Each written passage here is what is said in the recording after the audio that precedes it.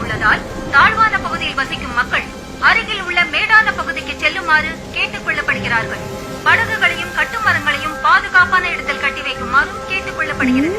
தூத்துக்குடி துறைமுகத்தில் ரேடியோல சொன்னதை கேட்டீங்கல்ல? சீக்கிரம் கிளம்புங்க, பக்கத்துல இருக்கிற புயல் பாதுகாப்பு மையத்துக்கு போயிடுவோம் வாங்க. இருங்கப்பா, சூறாவளி வரும்போது முதல்ல என்னென்ன செய்யணும், எதெல்லாம் நாம செய்யக்கூடாதுன்னு உங்களுக்கு தெரியுமா? சிக்கு, உனக்கு தெரியும் தானே? அப்பவா நாம 2 பேரும் செஞ்சு காட்டுவோம். சிக்கு, முதல்ல என்ன செய்யணும்னா ஆதார் கார்டு, ரேஷன் கார்டு, வீட்டு பத்திரம், இது மாதிரி முக்கியமான ஆவணங்களை பாதுகாப்பான இடத்துல வைக்கணும்.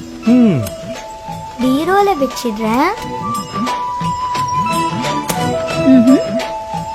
அதெல்லாம் குடிச்சிக்கு. பேட்டரி, டார்ச் லைட், ரேடியோ இது எல்லாத்தையும் அவசியம் நம்ம கூட எடுத்துக்கணும். கேஸ் கசிவு ஏற்படாதபடி சிலிண்டரை ஆஃப் பண்ணி வைக்கணும். ஜன்னல் கதவு, வாசல் கதவுகளை டைட்டா மூடி வைக்கணும். எல்லாத்துக்கும் போய் சொல்லல. கன்சாமி, அலை உடைஞ்சு ஊருக்குள்ள வெள்ளம் வந்துகிட்டு இருக்கேன்னு ராமசாமி சொன்னா. எல்லாரும் சீக்கிரம் கிளம்புங்க. ஆனா சீக்கிரம் கிளம்பல. கேட்டீங்கல்ல, வெள்ளம் வரத்துக்குள்ள சீக்கிரம் நாம கிளம்புவோம் வாங்க. நில்லுங்கப்பா. என்னம்மா? அவசரப்படாதீங்க. முக்கியமா இந்த மாதிரி வதந்திகளை நம்பவே கூடாது. உண்மைனா அரசாங்கம் ரேடியோல அறிவிச்சிருப்பாங்கல்ல. தேவையான உணவு பொருட்கள், மருந்து, மாத்திரை, குடிநீர் இது எல்லாத்தையும் எடுத்துக்கணும். மழை கொஞ்சம் நின்னு இருக்கு, இப்ப வாங்க போலாம். வெளியே போறதுக்கு முன்னாடி மறந்துடாம மின் இணைப்பை துண்டிக்கணும்.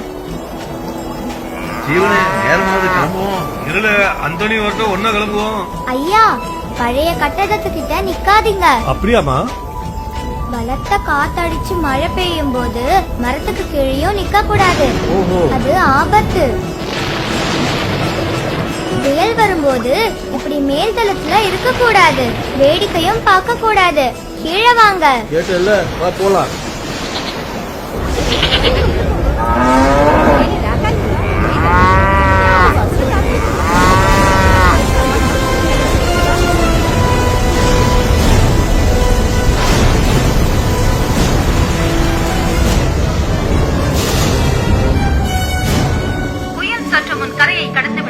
வெள்ளம் வடிந்த பின் மக்கள் அவர்கள் இருப்பிடம் செல்லலாம் என்று அரசாங்கம் அறிவித்துள்ளது.